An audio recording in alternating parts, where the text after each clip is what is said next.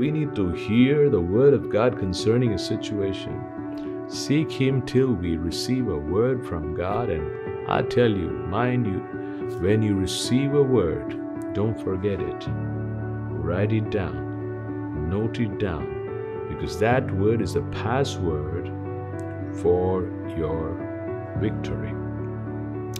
So here, we're going to see in Exodus chapter 3, verse 17, in fact, verse 8 and also verse 17, twice in that chapter, God tells Moses, even when the children of Israel were in Egypt and before they were delivered by Him, God tells them something.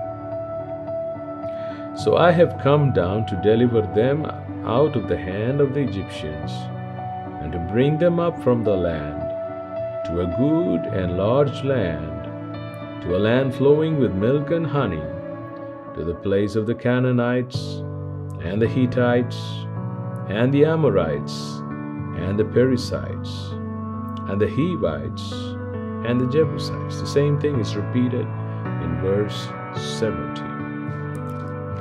So God says, I'll bring you out of Egypt. At that moment, it seemed almost impossible because they'd been slaves. They didn't know how to battle. They didn't have weapons of war.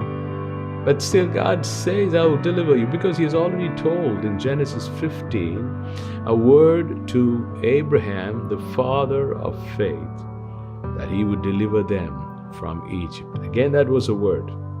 So now He says, according to the word, I will deliver you from Egypt. I'll take you to the land. Now, it's not just a land.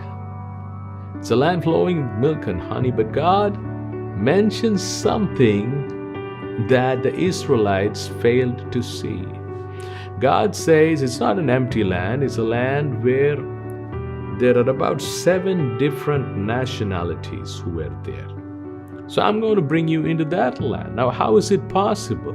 That simply shows that God was going to strengthen them, empower them, arm them with His mighty power, and help them to disengage those nations and make them dispossess that land, and that Israelites could possess it.